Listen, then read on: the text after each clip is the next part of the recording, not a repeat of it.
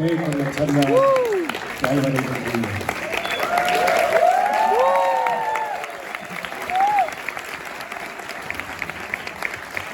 Hola.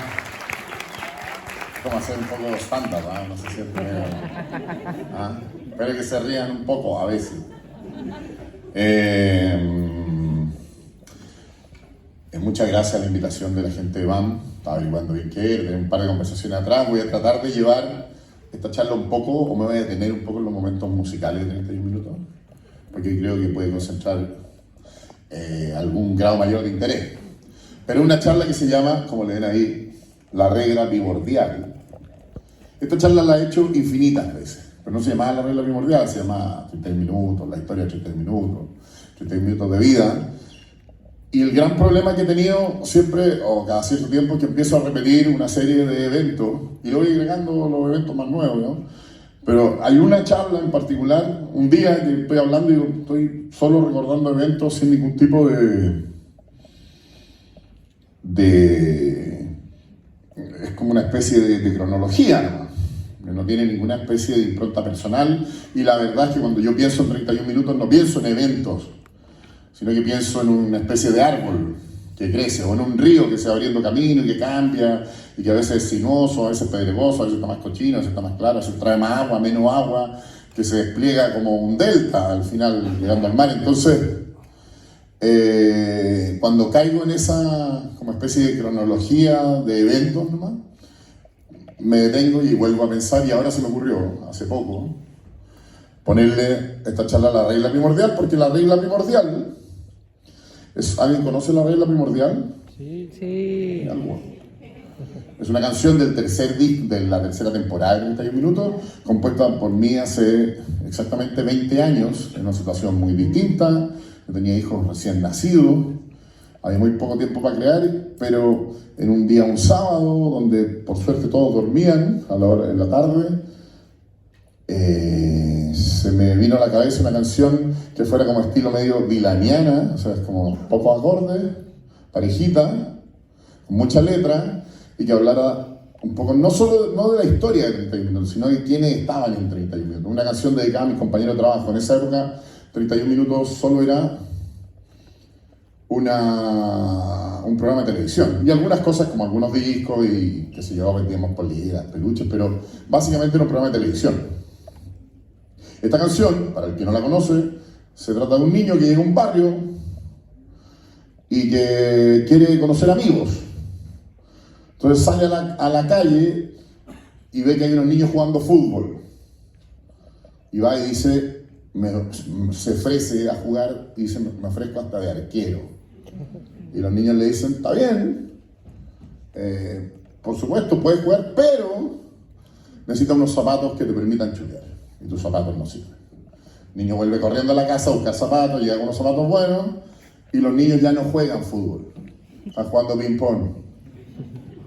Y le dice, genial, ya no jugamos fútbol, lo siento, porque éramos muy malos. O sea, no, perdón, no jugamos fútbol, ahora jugamos ping-pong y necesita una paleta.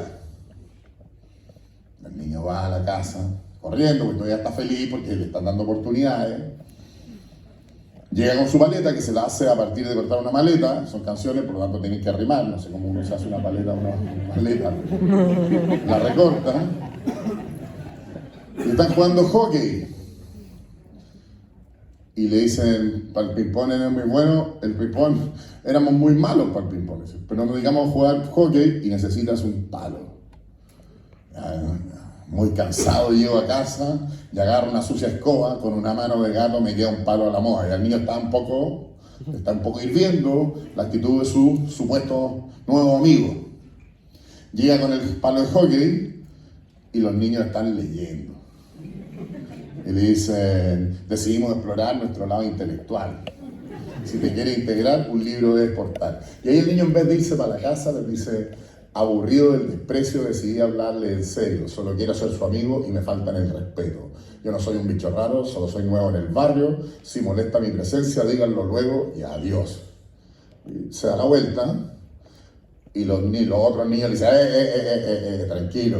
Al contrario, buen amigo, has sido muy perseverante y de ahora en adelante eres miembro de este club.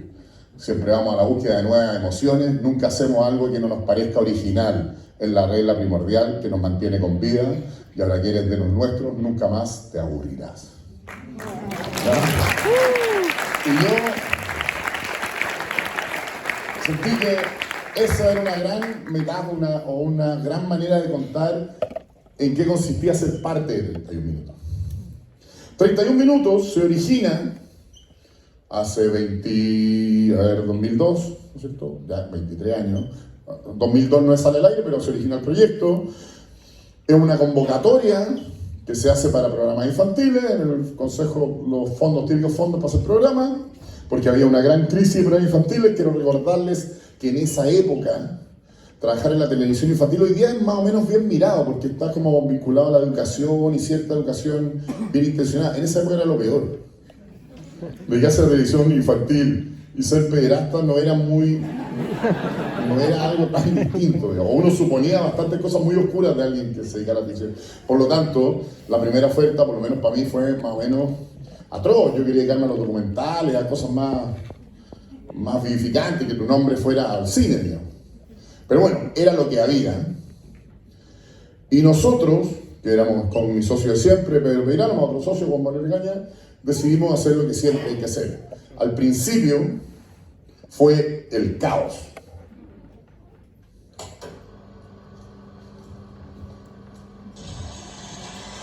Bienvenidos a esta edición piloto de El Gabinete del Doctor Mojado. Qué linda es la rama, la fruta se ve. Si lanza una piedra tendrá que caer. El club de los alegones. El reclamo de Antonio es muy simple. Dice que su mamá no le cree. Mi mamá nunca me cree. Digo acá, la mañana está viendo esa película. Yo no quería ir al colegio. ¿Habrá estado realmente enfermo Antonio? En este informe de Juan Carlos Bodoque he querido mostrarles uno de los problemas más grandes de nuestra sociedad, la ruta de la caca.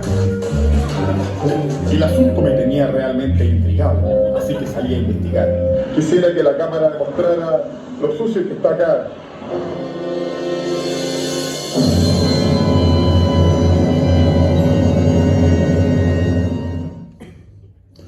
Perdón por los pixeles, pero en casa del herrero.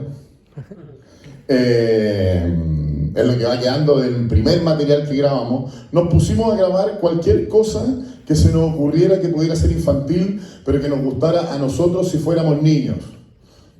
Teníamos en ese momento cerca de 30 años y decíamos, la niñez no estaba tan lejos.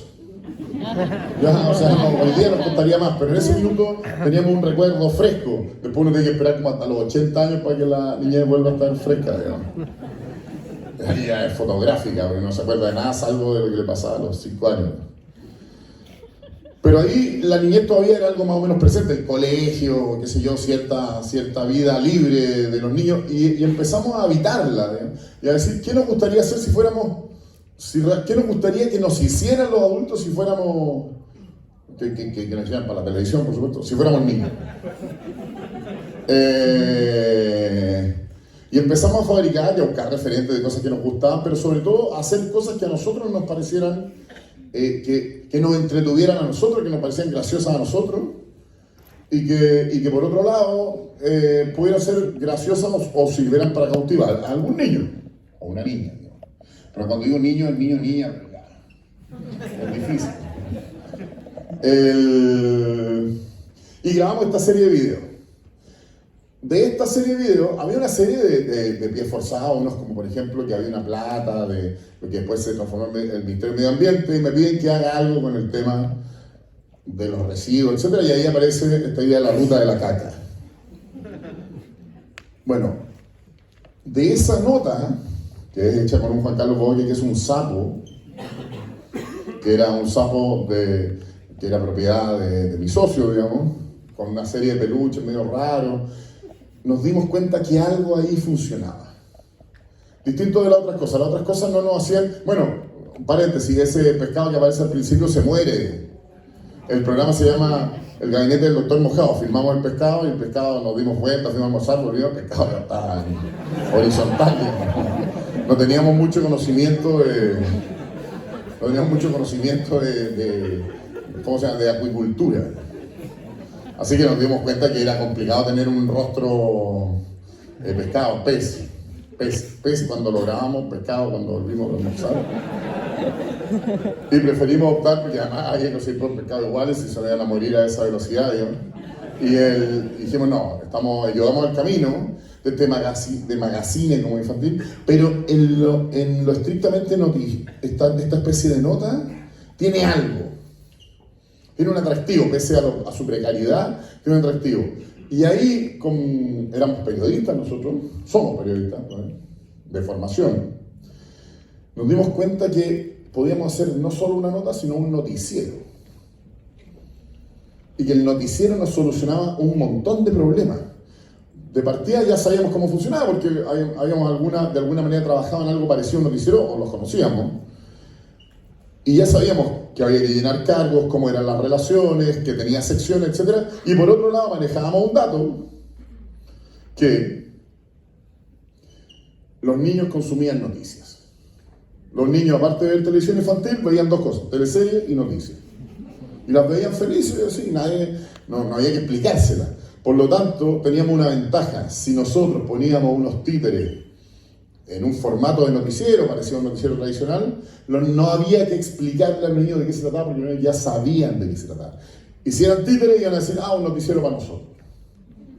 Por lo tanto, se nos ocurre una idea muy sencilla, que es un noticiero de títeres, nada más. Esa es la idea de 31 minutos. Esencialmente, de esa mezcla de videos nace una nota, se transforma dijimos, esa nota podría pertenecer a algo mayor, eso mayor es un noticiero, y 31 minutos va a ser un noticiero niños. Todavía no aparece el humor, todavía no aparecen las canciones, no aparece nada. Pero los noticieros tienen secciones, así que vamos llenándolas. Que tenga un rostro ancla. ¿Cómo será? Como los rostros ancla. ¿Cómo le ponemos? Y a mí se me ocurre ponerle... No se me ocurre. Digo, pongámosle Tulio Triviño. No es que a mí, por yo, que sí es cierto, yo, pero... Tulio Triviño era un apoderado de mi colegio. Del curso de mi hermano. Y yo dije, ¿quién va a ver este programa? ¿Cómo va a llegar a saber? Y no le dije a mis socios. Entonces, bueno, armamos un grupo, y eso quizás ha sido la principal habilidad. Teníamos que presentar este proyecto, y presentamos un proyecto de una idea de noticiero, y ganamos este fondo. Ahora teníamos que hacer el programa. Como les decía, la televisión infantil a nadie le importaba mucho, por lo tanto nos hace un contrato bastante sencillo, donde quedamos con un montón de derechos para nosotros, cosa que ha sido fundamental para después poder ser independientes. Esa es la parte que uno no cuenta, pero que es la más importante. Si en general no sé todos los derechos y no puede hacer nada, o tiene que compartirlos mucho. Empezamos a armar un equipo de gente que ojalá no fuera de la tele, y empezamos a aprender. Primero empezamos a hacer todo lo que se nos venía a la cabeza. Y llegamos a un piloto.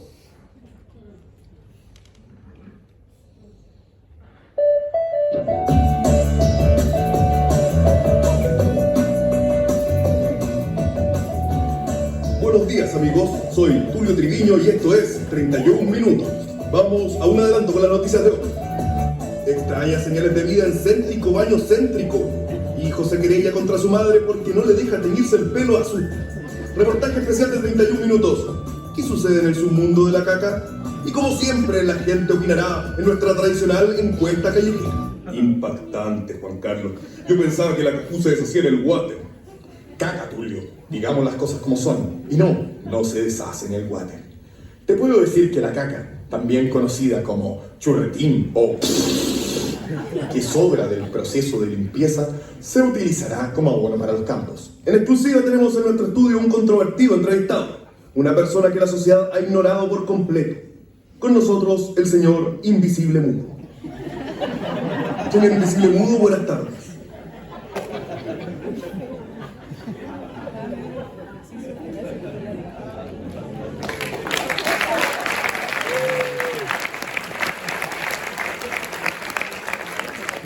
El director ejecutivo de Televisión Nacional, cuando vio esto, dijo: sobre mi cadáver. Van esos títeres mal hechos. Efectivamente están mal hechos, pero lo que él no era capaz de ver era lo que quizás nosotros veíamos y lo que le pasó a algunos de ustedes también acá, que eran graciosos, que eran simpáticos, que llamaban la atención. Entonces nosotros decíamos, no se preocupen, lo vamos a hacer bien después. Ahora lo estamos haciendo mal, efectivamente, porque no sabemos hacerlo. Pero en todo proceso de creación, desde el caos, al principio fue el caos, hasta el orden, hasta la disciplina, hasta el ensayo, hasta el aprendizaje, tiene que haber un proceso de adaptación, de creación, de conocimiento, y uno no puede ser ajeno a ese proceso. Uno tiene que efectivamente aprender y avanzar y progresar. Pero el problema es que algunas autoridades no admiten ese tramo, por eso prefieren copiar, por eso prefieren traer la idea, comprar formatos desde afuera, para no saltarse este proceso de generación y de comprensión de una idea. Nosotros estábamos en esta etapa en un proceso de comprensión de una idea y de comprensión de una técnica. ¿Alguien anda siempre en estas cosas? ¿Se cuelan algunos fans y anda con títeres y cosas? ¿Alguien anda con títeres? ¿Ah? ¿Nadie? ¿Quién le va a asegurar uno? Acá. A ver. Pásaselo por abajo. ¿Por acá? Acá. ¿Pero es títere o no? Ya. Aquí. Oh, este no lo conozco. A ver, voy a ver si me entra. A veces la mayoría no me entra en la mano.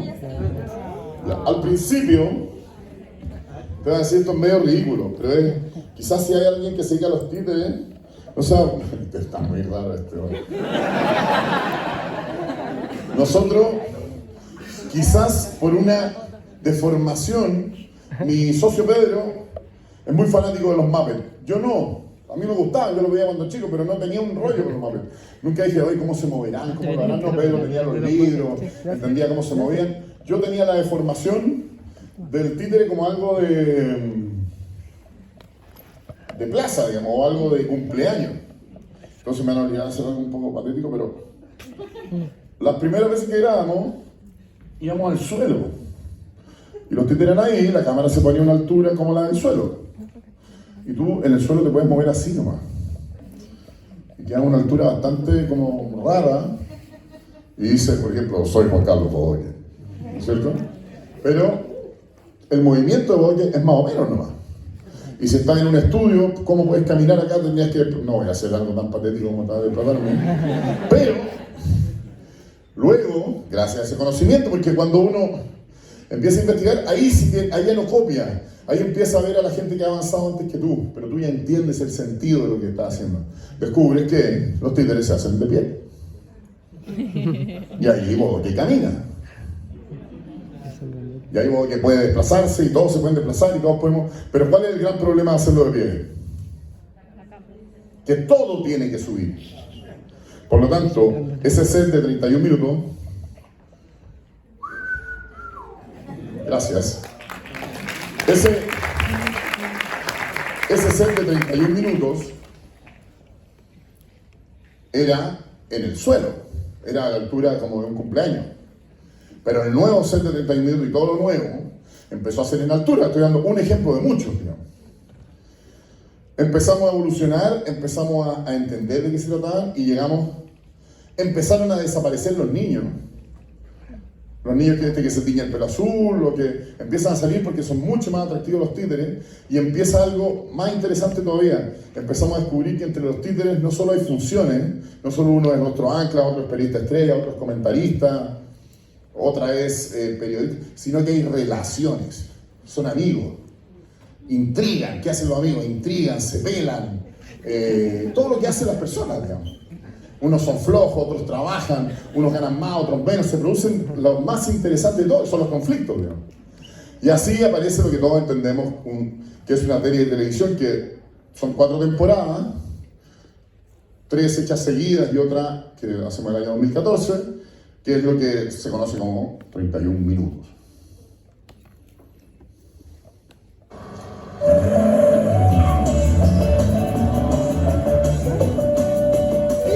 Amigos, a otra edición de 31 minutos. Hola, ¿qué hace? El show del tío Horacio era bueno.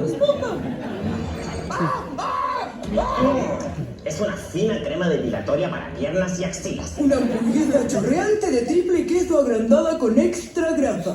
¿Qué estás haciendo aquí? ¿Estás vivo? Sí, maldita tramposa. Presumo jugador entre las mierdas. Una momia. ¡Feliz Navidad para todos! ¡Pero si estamos en agosto!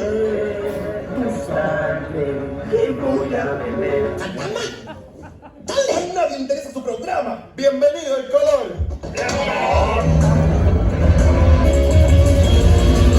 ¡No nos moleste más! ¡Cállense, pedazos de género! Todo niño tiene derecho a tener a quien recurrir en caso de que nos maltraten. ¿Pero cómo no las dijiste? Sí les dije, pero ellos hicieron caso omiso. ¿Pero por qué me pegaste? ¡Por mentiroso! ¡Cierra el libro! Bodoque empieza con la letra B, como barco y...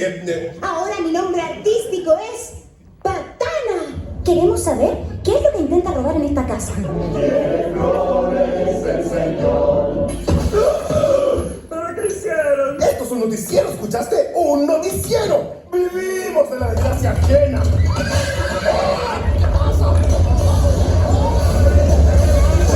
Nuestro noticiero, 3 minutos. ¿Quién es usted? Soy Michael Jackson. Pero si es completín. Si esta bomba cayera en manos de un loco archivillano...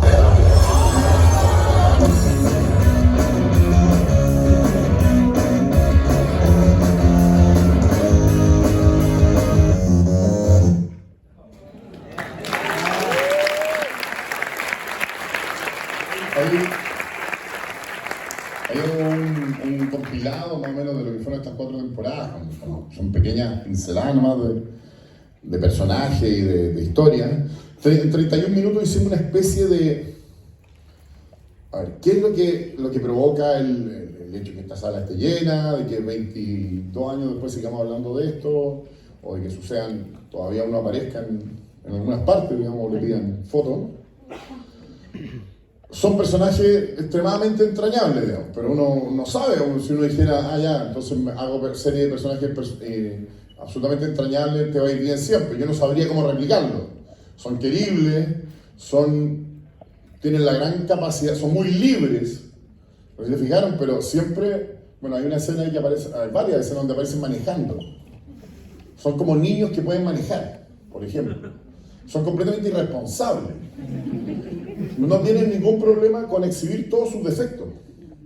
O sea, Bodoque se dedica, que es el que me toca hacer a mí, se dedica al tema del medio ambiente porque siempre debe plata. Y es el trabajo que le ofrecen, que es más o menos lo que me pasaba a mí cuando marcó la serie. Pero esa deuda no es porque está pagando el colegio de su hijo o un dividendo, es porque tiene deudas de apostarle a caballos. Pero además es suficientemente tosudo para apostarle siempre a la misma yegua, que es Tormenta China. O sea, tiene una vida bastante cuestionable hoy. Pero sin embargo, es un símbolo a mí en otra parte, yo estudié periodismo por Bodoque. Bodoque no estudió periodismo, en primera cosa. Y él se enfrenta, entonces, desde este personaje, se enfrenta al mundo del medio ambiente. Los personajes de 30 minutos nunca, no tienen discurso. Ellos se enfrentan, y eso es lo que yo les digo cuando hacemos un profundo viaje a la niñez. En la niñez nosotros estamos sin saber. No nos pone, ¿no? Y toda, gran parte de la educación, de la televisión infantil, luego se convirtió en algo muy, sobre todo la televisión más ligada al Estado, etc., en algo que siempre tenía que ser educativo. Básicamente en una extensión de las horas del colegio, como si el colegio no fuera ya un infierno muy largo. Entonces, nosotros lo que no quisimos hacer es una extensión del colegio, que es lo que se ha convertido mucho en la televisión como bien intencionada, sino que fuera una descripción con una ideología de niños. La ideología de niños no tiene gravedad, no tiene concepto. Se guía por patrones lógicos muy sencillos, pero que a la vez son muy complejos. Son sencillos porque son relaciones directas entre las cosas, pero son complejos porque esas relaciones directas van armando mundos complicados. Entonces 31 minutos tiene toda esa complejidad, no la esquiva. Y eso genera un mundo que a mi juicio es muy superior a lo que uno podría crear de manera solitaria primero, es muy colectivo 31 minutos, y de manera consciente. Esto va creciendo, ya les dije, como un río que avanza, como un árbol. Y hay un elemento que lo hace muy distintivo a 31 minutos del que todavía no hemos hablado, que es la música. Al principio, no consideramos música. O sea, no nos preocupamos de la música, pero de repente saltó el tema y dijimos, si es un programa infantil, tiene que tener música. Nosotros, ninguno de los tres socios éramos compositores ni habíamos producido música. Y yo en ese minuto estaba muy pegado con mucha música chilena que estaba como desactualizada o fuera de archivo, etc. Cosas como esta, digamos.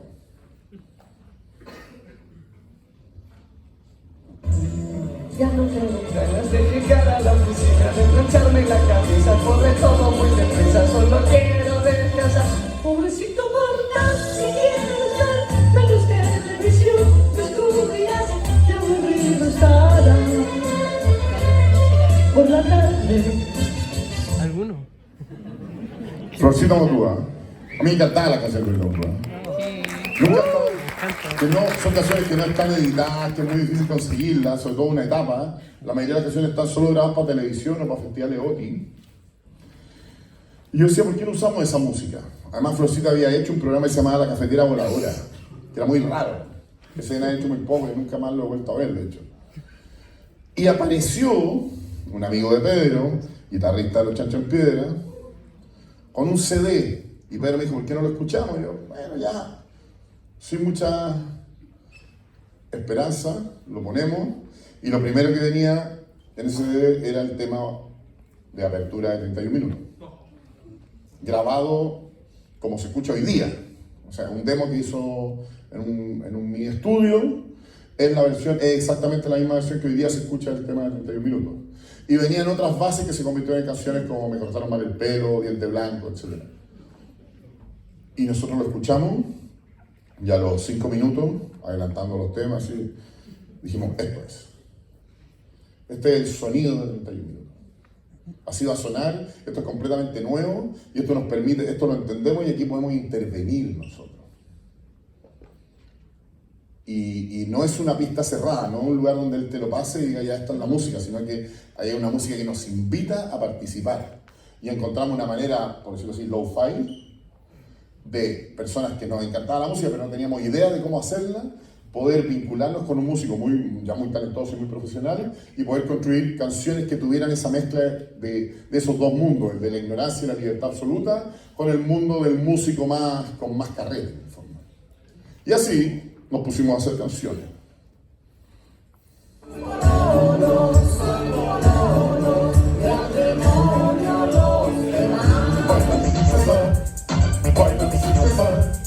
Hasta que aparezca César Negro a mi lado.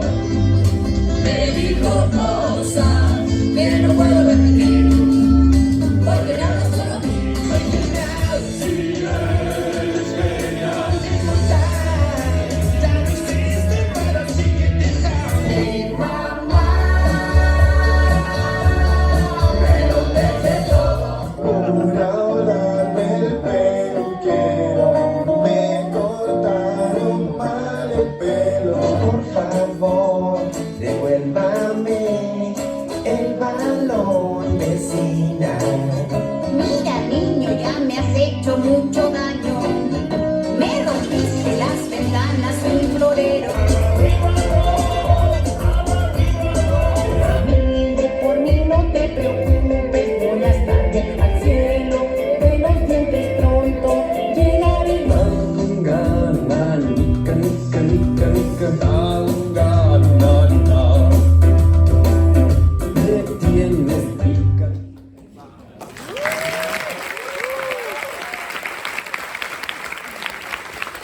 Las canciones de 31 minutos se convirtieron rápidamente en un hitazo. Yo me acuerdo el día que sale el disco, todavía se vendían discos en físico, digamos, sacamos el primer disco, sale en CD, hasta el segundo disco, o el tercero sacamos CD y cassette. Uno bajaba por Huérfanos, en el centro de Santiago, y todas las disquerías o locales donde vendían, digo que eran varios, se escuchaba la música de 31 minutos. O sea, era como la banda sonora del centro durante una semana. Ahora, conversando con amigos músicos ahí atrás, me acordaba que por ese disco nos ofrecieron migajas los sellos. Y nosotros dijimos, es tan poco lo que nos hubieran ofrecido un poquito más de migajas, o sea, una migaja con un poco de mantequilla. Lo habríamos vendido porque la verdad es que nunca nos habíamos preocupado mucho de la música, pero era tan poco lo que nos ofrecían que dijimos, hay que mejor dejémoslo para nosotros por si acaso. Bueno, ese disco fue un hitazo, yo me compré un auto, así. O sea, una casa rodante, en realidad, algo más raro. Yo decía, plata que nunca iba a ganar con la música. ¿Cuál sería la esencia? Es difícil uno como creador decir cuál es la esencia de la historia de las canciones de 31 minutos.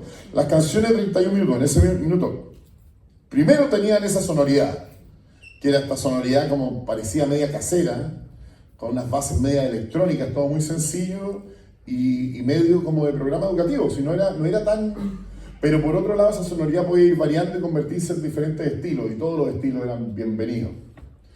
Entonces empezamos a... Y por otro lado, y lo más importante, las historias, cada canción era un personaje, y cada personaje contaba una especie de cotidianidad infantil.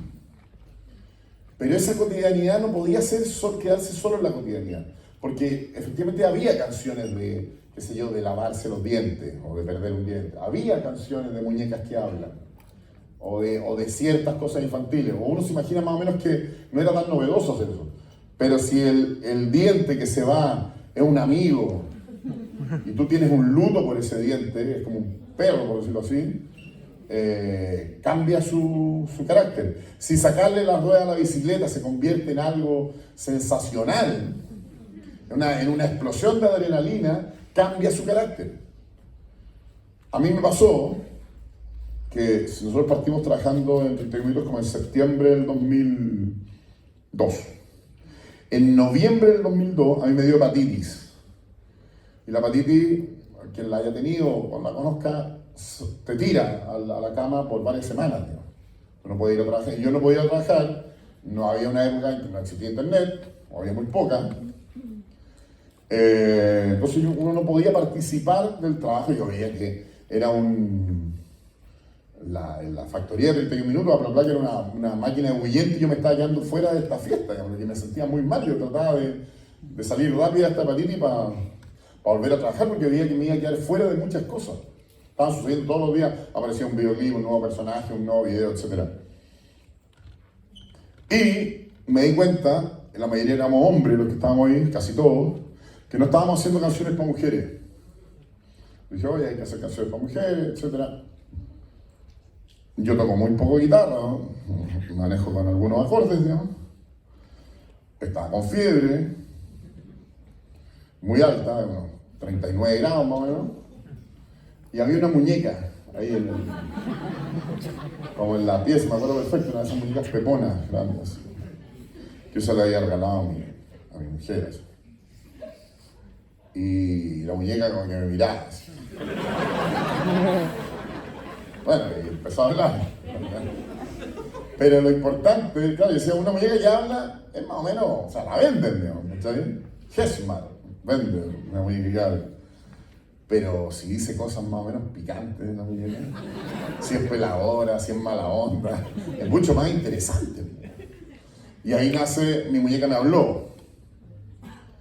Y ahí fue muy importante para mí, por lo menos, darme cuenta de que efectivamente uno no iba a ser el músico que interpretara las canciones, etc., pero uno podía componer canciones. Y se encendió y empezamos a aparecer canciones no solo de historias cotidianas de niños, sino también de personajes. De un abogado que hablaba como en ragamuffin, por lo tanto habla como idiota. ¿Cachai? Y que el tipo es preparadísimo, pero nadie lo toma en serio. ¿Cachai? De un ¿cómo? No sé qué es, como un cervatillo. que opina, pero no tiene que opinar, pero opina como en banda. Y esa, si alguien más ochentero, la base de esa canción es una canción de un grupo, esos como proyectos alemanes, productor que se llama Trio. Ajá, ajá, ajá. Y había un comercial de unos flujines que usaban esa música. Y eso estaba en el computador Casio. Pero si es la base del Casio, quiere decir que la puede usar cualquiera, ¿cachai? Entonces era una cita a una canción que estaba muy de moda. Ya no me acuerdo cómo era la canción, porque me acuerdo de Yo Opino, ¿no? ¿Cachai? Porque así como, ajá, ajá, así. Y nosotros le pusimos encima la mezcla de Yo Opino, y Yo Opino se demoró 1 hora en hacerse. La música se volvió algo fundamental en 31 minutos. Y hasta el día de hoy, después lo vamos a ver en otro, un poquito más avanzada la charla, ha sido como una especie de rompehielo. Porque la música llega más rápido. Ha sido a través de YouTube, a través de Spotify, infinitas, de piratería, etc. Mucha gente conoce las canciones de 31 minutos en otras partes, acá también, y no tiene idea que es un programa de televisión. Año 2005, y aquí hay un factor importantísimo que quizás es esencial en esta historia. 31 minutos siempre se va adaptando a la realidad o a las realidades. Siempre va detrás del público. Nosotros nos dimos cuenta de que por financiamiento, por un montón de cosas, por publicidad, etc., la televisión abierta, que era donde habíamos estado, iba en absoluta decadencia. Y que si permanecíamos en la televisión abierta, íbamos al proyecto, no le quedaban más un par de años. Y decidimos hacer un cambio muy costoso, complejo, hacia el cine. ¿Qué buscábamos nosotros con el cine? Buscábamos ser mucho más independientes, no depender de los horarios de los canales, de que te programaran, de la publicidad, del parecer de un ejecutivo, sino que ir a competir a las líderes de una sala y llevar a nuestro público a la sala. E hicimos esta película. ¡Oh, cachirulita linda! ¡Alégrate, regocíjate y salta de emoción! ¡Oh! ¡Encontré un Juanín!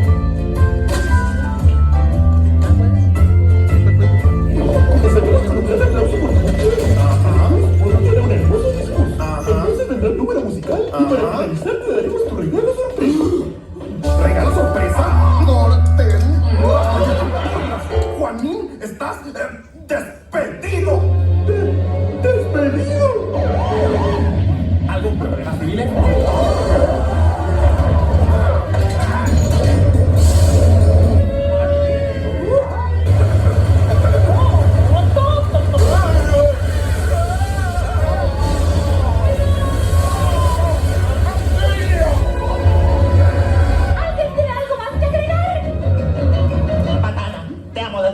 Que te conocí.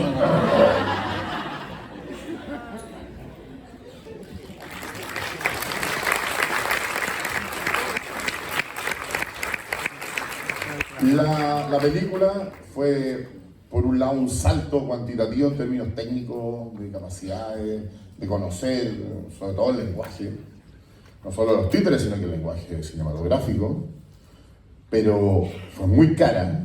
Fue una de las últimas películas en 35 milímetros en Chile, o la última. No le fue todo lo bien que nosotros quisiéramos que le hubiera ido, por lo tanto generó deuda, y generó sobre todo lo peor que te puede pasar con un proyecto, que no genera nuevos proyectos. Cuando tú te metes en un proyecto, que más allá de si te quedó bueno, si te gusta o no, no te genera una energía, y como les digo, nuevamente, entre un árbol que crece o un río que avanza. Si el río no avanza, si el río se estanca o se seca, da lo mismo como tú evalúas este trabajo, porque resulta que no te está generando nuevos horizontes, no hay para dónde navegar en el fondo. Y eso pasó un poco con la película. Fue una gran producción hecha con socios brasileños, cambiaron muchas cosas del mercado cinematográfico durante la producción, porque se demoró 3 años. Nos generó, como les decía, un grado de deuda, y quizás en ese minuto, estoy pensando en el año 2008, 2009, nosotros sentimos que 31 minutos se acababa. había tenido una buena vida, había sido 3 temporadas más una película y era la vida normal de un proyecto de televisión. No era una locura pensar que cada uno se fue de los 3 socios a un proyecto distinto. Pero quedaba una pequeña lucecita. Y una brasita en el fuego. Empezamos a echarle un poquito de viento, ¿sí? Que era lo que estaban haciendo todos los artistas. A partir del año, lo que quizás no nos dimos cuenta, pero percibíamos de alguna manera al irnos al cine, pero quizás no era irse al cine lo lógico, ¿no? Era que se estaban acabando los formatos físicos. De que el CD ya no se vendía, que la televisión abierta ya se la había comido el cable.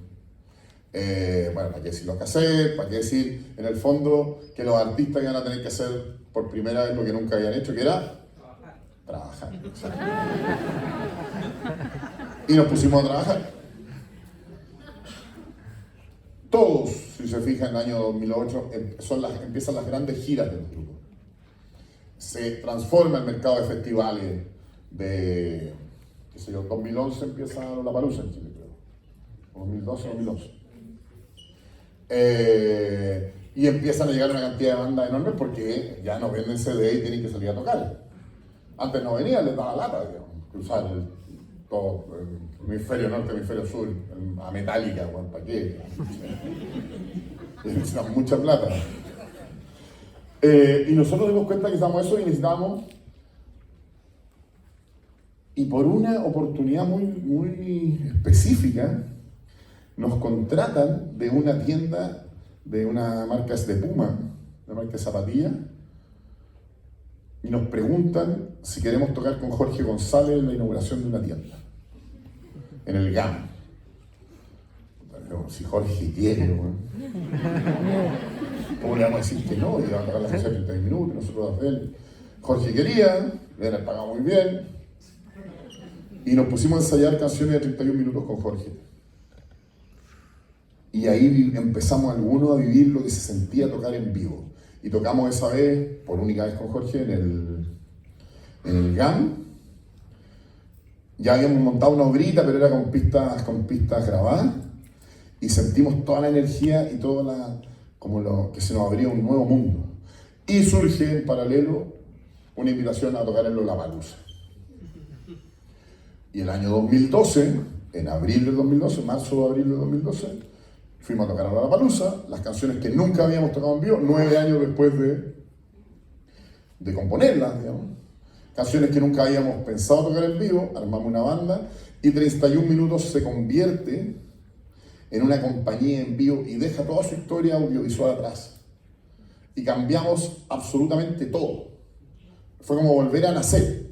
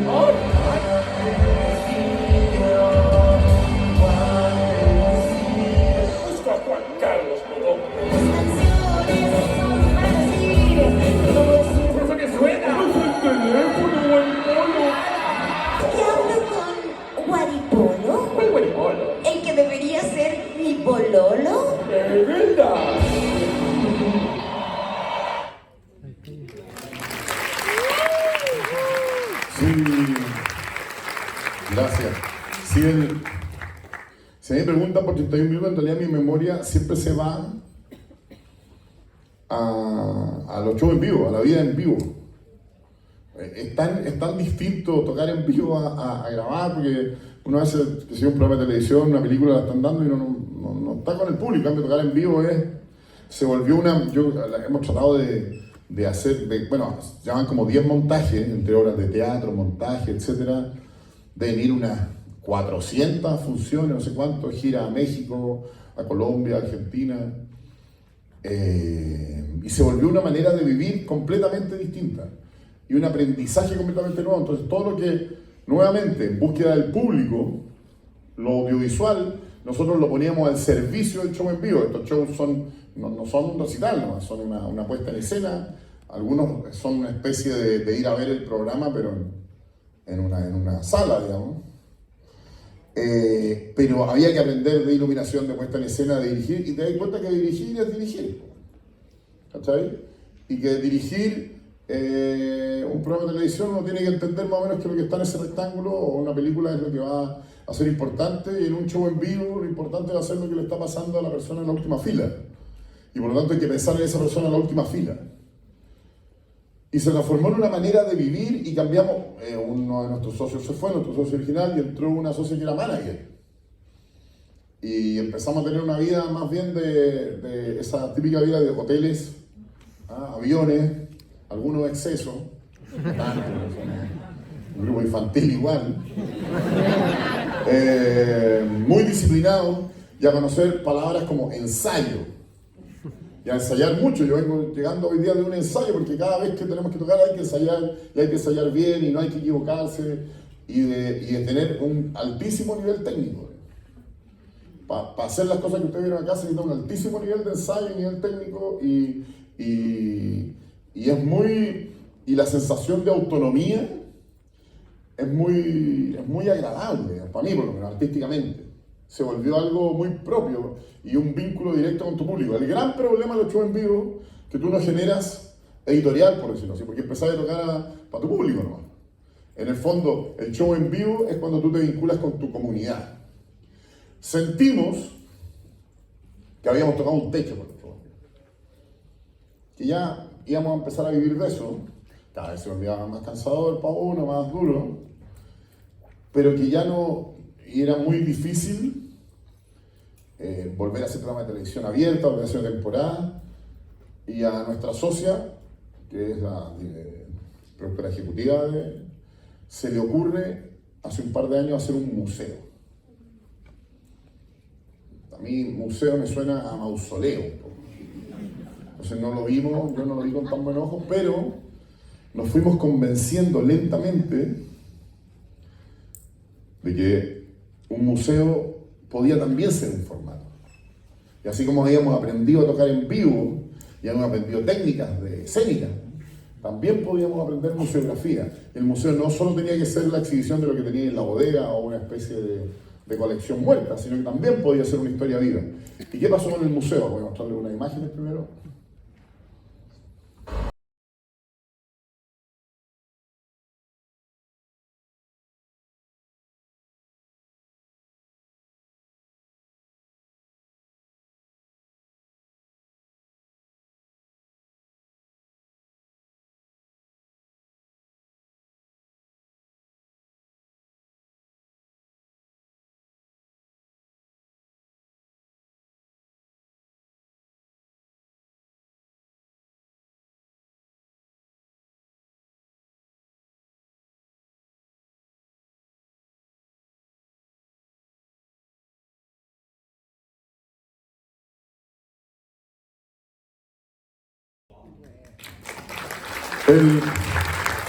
El museo se transforma en un lugar de peregrinación de los seguidores de 30 Minutos.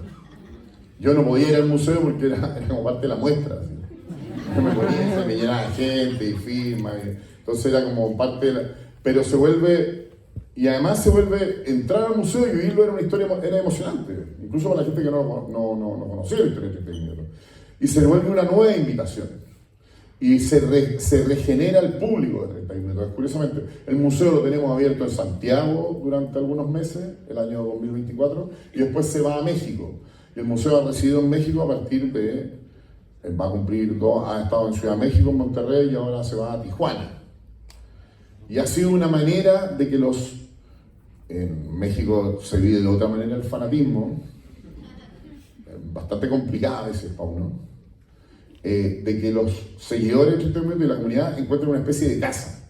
Y ahí se encuentran, y uno va y está lleno de gente afuera. En México es bien particular, eso da como otra charla, cómo se vive el fanatismo, la cantidad de cosas piratas que venden, de bandas tributos que hay, a veces vuelve medio inmanejable.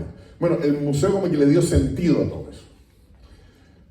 Pero por otro lado, el museo, ya les dije, un poco un mausoleo y por lo tanto es quieto. Por más actividades que uno haga, uno siente que no está haciendo nada también, una vez que lo montó. Y nos volvió a picar el bichito de volver y cerrar el círculo. Y volver a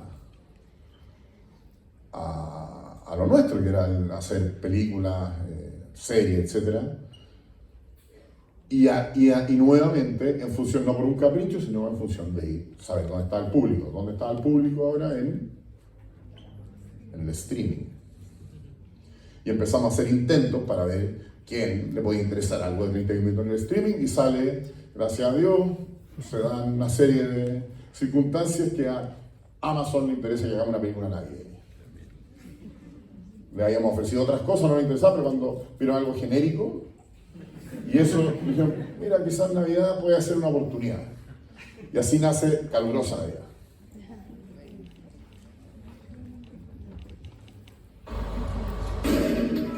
No me cabe duda de que un maravilloso milagro navideño acabará pronto con la ola de calor.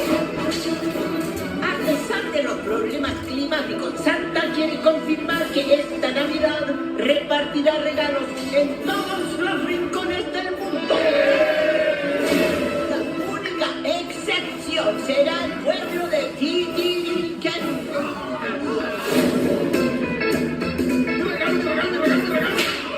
¡Basta, Tulio! Si Santa te trae los regalos, nosotros iremos por ellos. Esta tarea es para el segundo más responsable de 31 minutos. Yo. ¡Al Polo Norte! ¿Al Polo Norte? ¿Dónde pretendes aterrizar? ¿Aterrizar? Por lo menos estoy en el Polo Norte.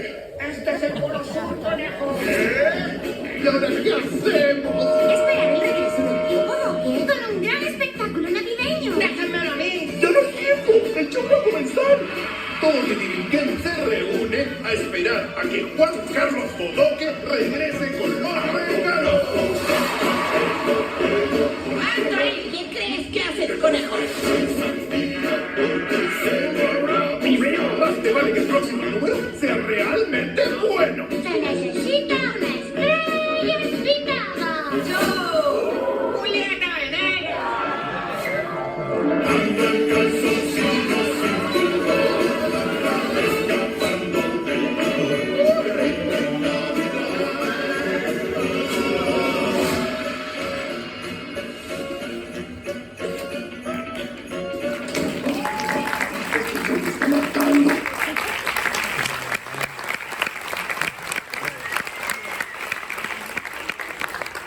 En Calurosa Navidad nosotros pudimos poner todo lo que sabíamos, mezclar un poco las cosas en vivo con las cosas, las técnicas audiovisuales con técnicas en vivo, dedicarle esta película a nuestros fans, porque es una película que tiene infinitos guiños, etc. Es como una especie de gran cierre de círculo.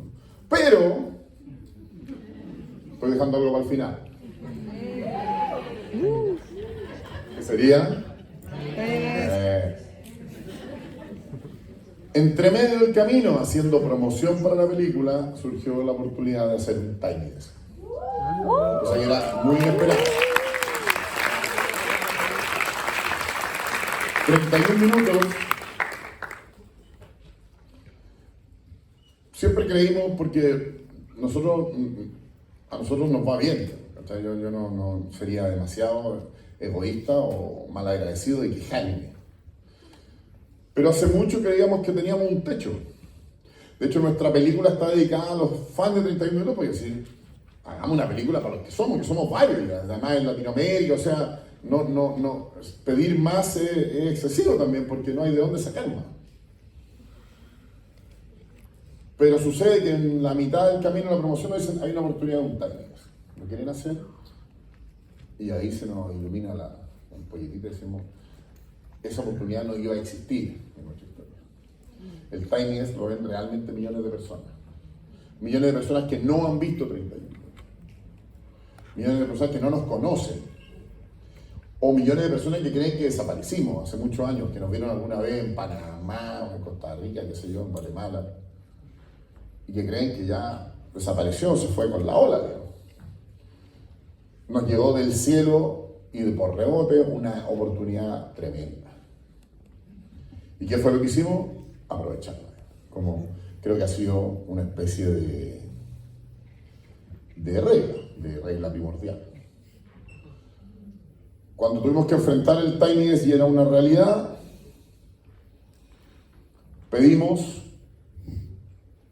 toda la información posible de ese pequeño escritorio, al punto de reconstruirlo en Santiago. Inventamos una historia, sabíamos que en 20 minutos la gente tenía que saber qué era 31 minutos. No solo escuchar las canciones, no solo ver a los personajes, sino entender qué era 31 minutos, entender que era un mundo. Entonces teníamos que inventar una historia donde los personajes fueran muy importantes, donde Bodoque, Tulio, Patana fueran importantes, Juanín fueran importantes. Donde los cantantes también fueran importantes y que uno viera eso y dijera, aquí hay un mundo detrás, en estos 20 minutos hay un mundo mucho, infinitamente más grande. Y yo voy a querer ir a ese mundo, ir ahí. Y funcionó. Y pasan cosas maravillosas, que es que otra gente hable muy bien de ti.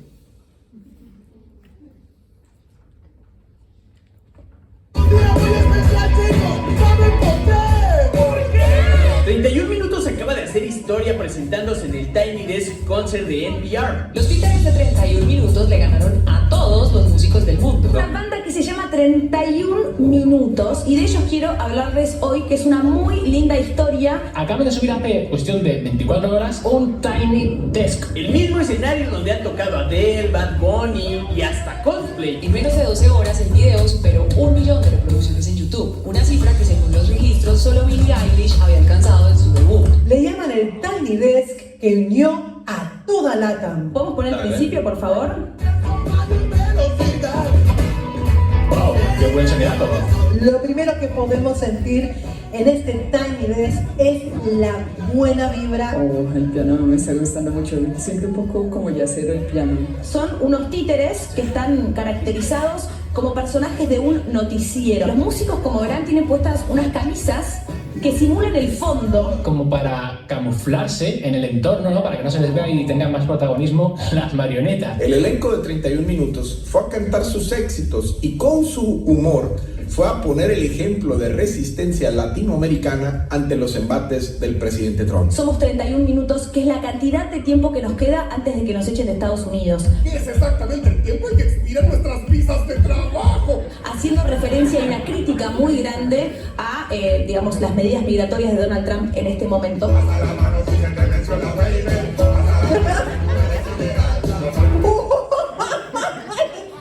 Las personas que veíamos el Tiny Desk, estoy seguro de que estábamos comiéndonos con la ironía viva.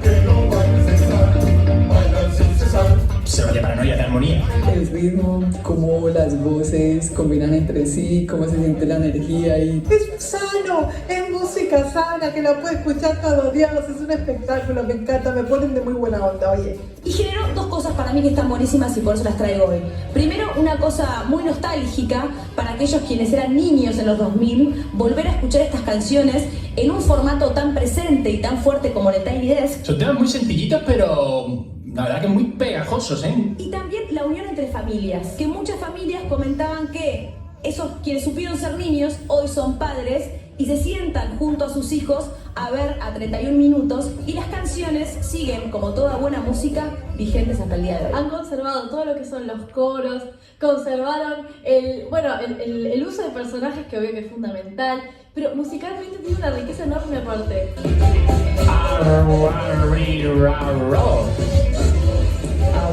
¿Qué?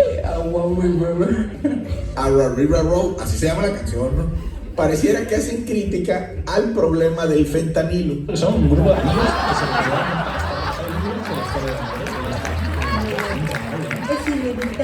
te ponga una sonrisa en la boca cada vez que escuchas a 31 minutos, ¿no? Sin duda, tiene una presentación impecable, considerada una de las mejores que ha pasado por el Tiny Desk. Estoy entre la risa de felicidad y el llanto porque realmente me emociona mucho la nostalgia de la niñez. El equipo de 31 minutos dio cátedra de arte, música y resistencia. Aunque la verdad no fue tan sorpresa, era medio obvio que algo así podía pasar. Bravo, 31 minutes. Me gustó mucho, sobre todo, como la energía que se siente muy buena energía, muy buena vibra. ¡Qué hermosa!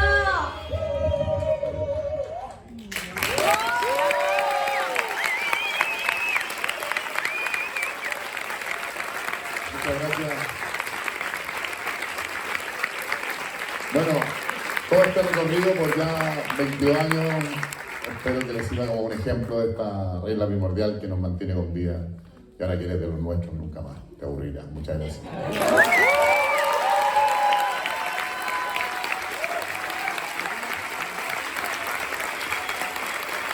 No sé si esto incluye preguntas.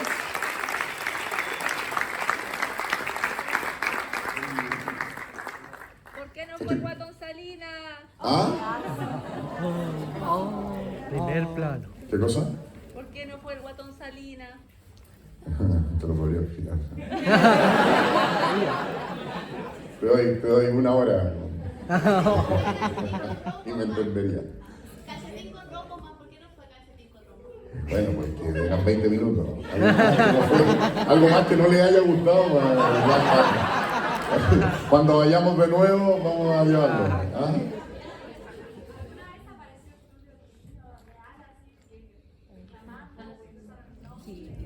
La verdad es que sí. Reclamó, no, tenía una vida muy triste al respecto, porque donde llegaba generaba risa, digamos, y él no tenía tan buen humor. Lamentablemente descansa en paz, ya, pero no digo lamentablemente porque murió nomás, pero sí, no lo habría hecho si supiera que esto iba a alcanzar, llegar a donde llegó. ¿Sí? Tengo una pregunta. Según el guía de 31 minutos, Tulio Triviño se hizo cirugía plástica. ¿Eso es verdad? Sí, más o menos. No, es una manera de renovar al personaje, si no. Lo hacen los humanos, no lo van a hacer los tigres. Ya, primero muchas gracias por esta instancia porque yo crecí con 31 minutos. Fue una parte muy importante de mi infancia y también ahora de mi adultez. Mi pregunta es que además de disfrutar del programa, de la música, también disfruto de los juegos de mesa que ha hecho 31 minutos. Por ejemplo, mi favorito es el de Ranquito. Quería saber si tú tenías algún favorito, si los has jugado. La verdad yo no soy muy... A mí me gusta el puzzle, ¿no? Porque lo único que es rompecabezas. Pero yo no soy muy adicto a los juegos de mesa, pero sí trabajamos con una empresa, y eso es muy de la editorial de 31 minutos, que se llama Fractal, que es buenísima. Y que ellos se involucraron en la historia y en el mundo de 31 minutos, y de ahí sacan su juego. Casi funcionan autónomamente porque son demasiado buenos, entonces es muy difícil opinarles, digamos. Está el hombre invisible muy ahí, pero no sé qué estar hablando. ¿Sí? Solo de curiosidad, ¿cómo ocurrió esa metamorfosis que Juan Carlos Bodoque pasó de sapo a un conejo? Es que yo creo que nunca fue un sapo, o sea, es un ejemplo de que pues, se podía hacer con títeres, ¿no? Cuando tú estás empezando un proyecto, no... La verdad es que era más bien un guión y agarramos los títeres que habían ahí y en algún minuto hay que darle forma. Había un director de arte que se llama Diego Iglesias, que es responsable de muchos de los personajes, y no solo de muchos de los personajes, sí, porque él Matías trabajó hasta la película, después se fue de la primera película, pero dejó una especie de línea editorial o línea visual, digamos, una especie de guía de arte, que ha ido cambiando un poco, pero ha perdurado en cierta esencia. Y él en ese minuto estaba con todo un rollo de diseñar personajes, qué sé yo, un mono blanco que no tuviera ojos, es como esta especie de, bueno, un conejo rojo, cosas como que mezclaran dos o tres cosas en realidad, que no fueran nada específicos y que encontramos muy creativo de entrada, digamos. Era muy llamativo de entrada, por lo tanto funcionaba muy bien, creo yo. Muchas gracias. Gracias. ¿Sí? Ahora que ya hay películas, museos, eventos en vivo, ¿tienen algún nuevo horizonte, un nuevo camino que se haya abierto para ustedes? Se van abriendo en la medida en que hayan oportunidades, es lo que yo decía con la película, cuando te quedas sin oportunidades. Yo creo que lamentablemente Calurosa Navidad no llegó a los cines. Y eso nos abrió el apetito de volver, si bien los cines hoy día no están funcionando, de hacer películas que no solo estén en una, o de proyectos que no solo estén en una empresa de streaming, digamos, sino que estén en una empresa de streaming, estén en el cine, estén en varias partes, que uno lo lleve a festivales, etc. Yo creo que va por ahí. Siempre nosotros tenemos que mezclar, puede ser una película, como puede ser también hacer registro de las múltiples actividades que hacemos y de ahí sacar que sea un proyecto documental, por ejemplo, que no tenemos hasta el día de hoy. Ya, allá arriba, allá, el último allá. No sé.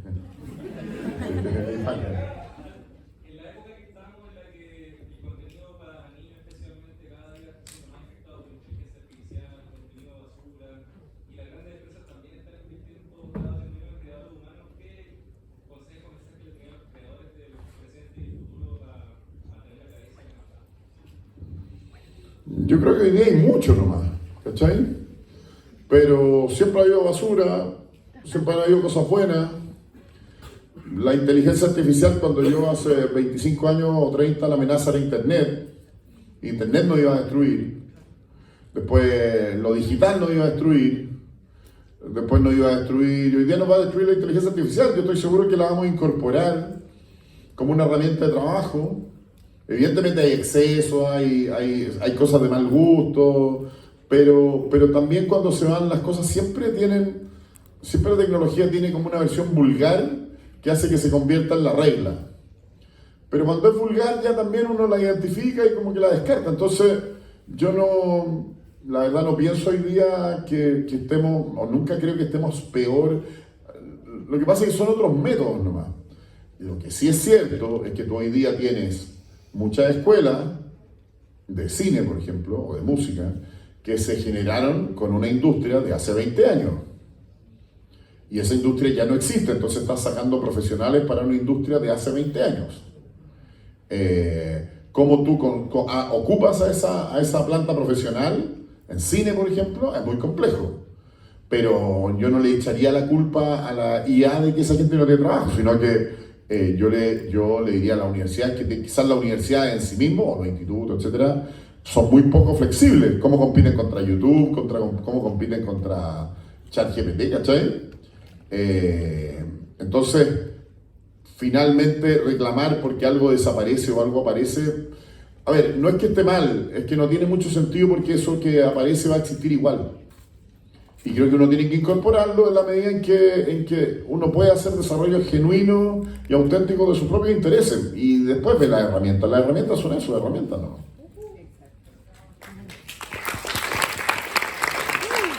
No sé cómo eso. Tú. Quería saber si tenés algún... Yo veo muy mal, veo borroso. Dime. Quería saber si tenía algún consejo para proyectos jóvenes. O sea, grupos de trabajo jóvenes. Los consejos son siempre los mismos. Uno, que lean, vean películas, vean otras cosas, digamos, no solo las cosas que les interesan tan inmediatamente. Dos, no quejarse.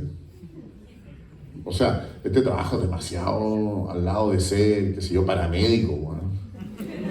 Es bastante fácil y agradable, digamos, ¿cachai? Entonces, quejarse porque no hay oportunidades, no hay financiamiento, no hay público. Y tres, yo creo que siempre ir detrás del público. No menospreciar a la gente que va detrás del público, sino que aprender de ella. Si el público está en TikTok, y yo entiendo, yo no uso TikTok porque no me interesa, no me llama la atención, pero si el público está en TikTok, hay cosas buenas en TikTok. Y tiene su lenguaje y tiene su manera de ser. No menospreciar al lugar donde está la gente. Eso es, bueno, yo no sé si algo de eso les quedó con la charla, digamos, pero nosotros siempre vamos donde está la gente. No le decimos a la gente, no, tienen que venir para acá a hacer un medio esfuerzo. Y eso muchas veces está controlado por grandes empresas, tiene dificultades, pero no culpar a otro de tu propio fracaso, es una palabra muy dura, pero de tu distancia con la gente, de no poder comunicarte en el fondo. Hay que mejorar tu comunicación para llegar, que hoy día es muy grande la competencia, efectivamente. Gracias. Ya acá, polera verde, hace mucho rato, Juanín me está preguntando hace mucho. Primero que nada, 22 años de historia es parte de la cultura de nosotros y eso, ahora que te tengo de frente, darte las gracias por todos estos años, porque de verdad plantaron una cultura en Chile y en Latinoamérica, y algo espectacular, que nadie lo puede equilibrar. Y en base a eso mismo, ya todos estos 20 años, 22 años ya, ¿cómo lo vivieron ustedes el timing después de haberlo hecho y después de ver los resultados? Porque hoy en día ya van 14.600.000 visitas. ¿Cómo lo han vivido en la personal? Ha habido como una explosión de fama, por un lado, a ver, uno está acostumbrado después de 20 y tantos años a tener un tipo de fama. Entonces generar más que eso es un poco extraño y a veces no es tan agradable. Y a veces es agradable, depende, pero en general sí, hubo una explosión. O sea, ese techo que yo decía subió mucho. Mucha gente te reconoce, mucha gente te lo agradece, muchas gracias por tus palabras. Pero en la parte buena es que esa ampliación, hubo una ampliación del mundo de 31 minutos. Y esa ampliación del mundo te genera nuevos proyectos, nuevas posibilidades, siempre acotado el rango de posibilidades. Entonces, claro, el Tiny Desk nos cayó, lo que les dije acá, un poco como o sea, fue un regalo del cielo, ¿cachai? Y muy inesperado, por otro lado. Entonces, el año 2025, a 22 años de tu primer, de que partiste, sea tu año más exitoso probablemente, es muy raro. Y yo creo que todavía lo estamos somatizando como equipo, no es algo tan definitivo, pero también, y esto es súper importante, era un proyecto y un proyecto que le fue bien. Y los proyectos todos tienen su objetivo y son objetivos cumplidos y es muy importante dar vuelta a la hoja.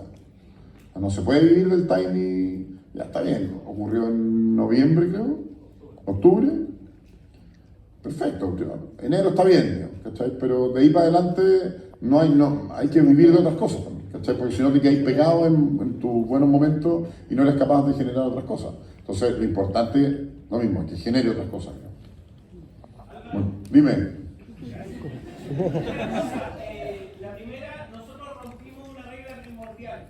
Yo te quiero contar que lo leímos todo y vinimos con 2 niños.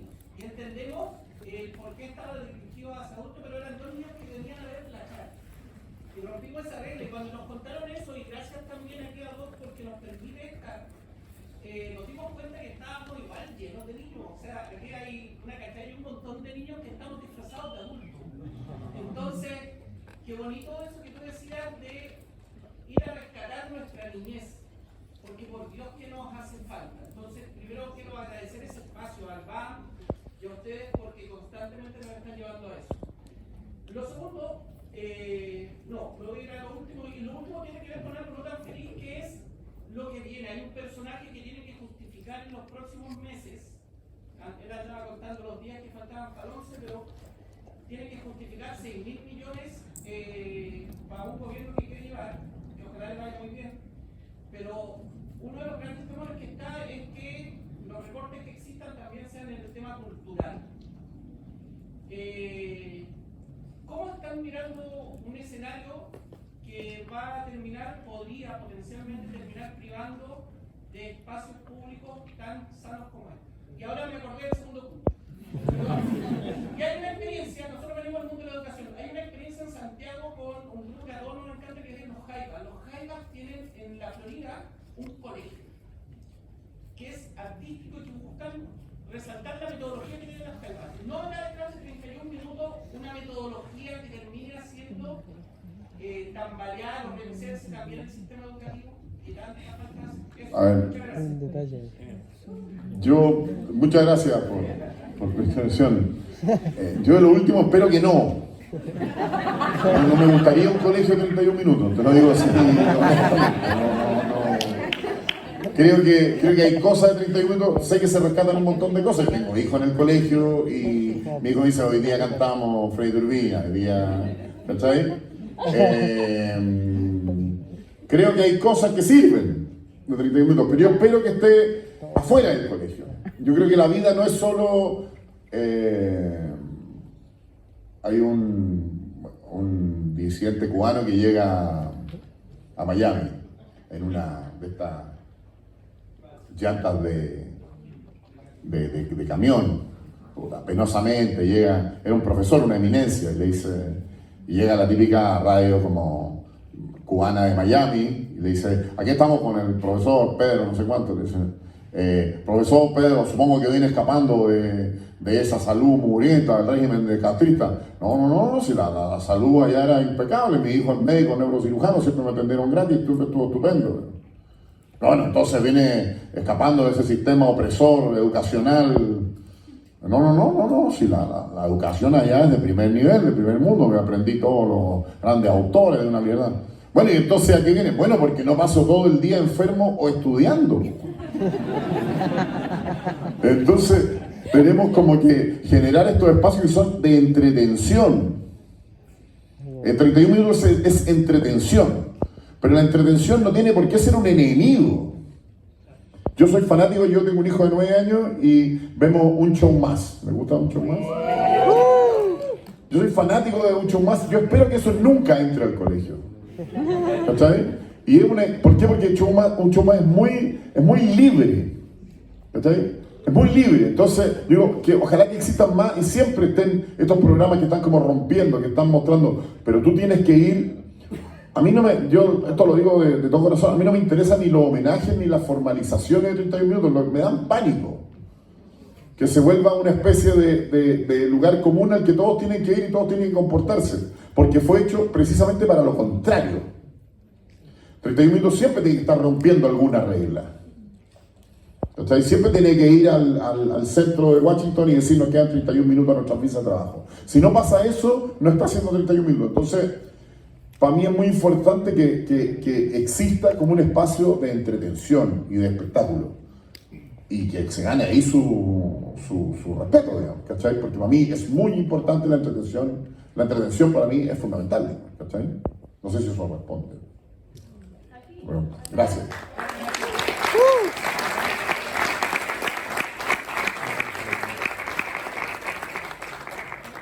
Sería acá, allá arriba. Tú, no sé, tu mano arriba, eso.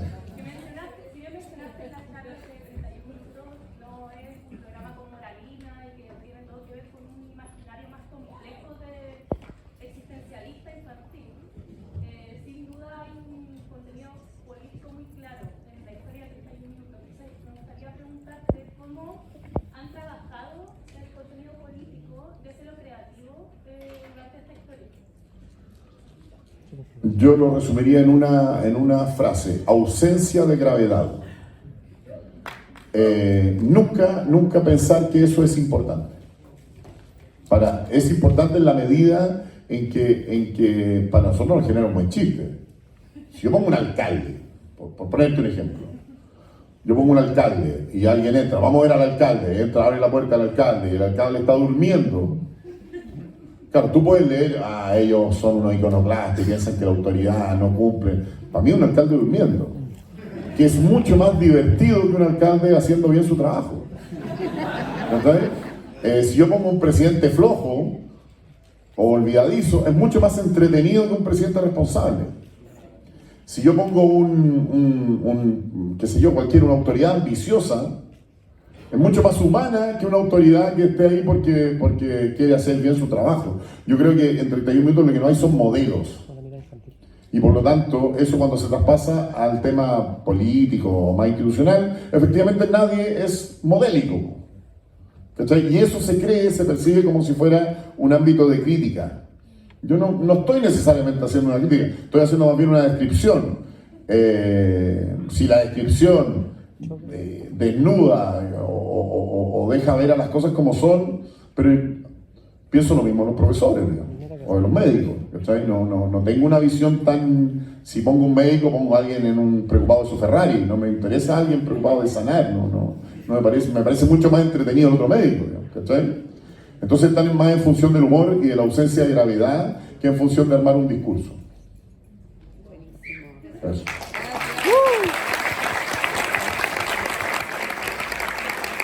Muchas gracias, Álvaro. Una fuerte aplauso.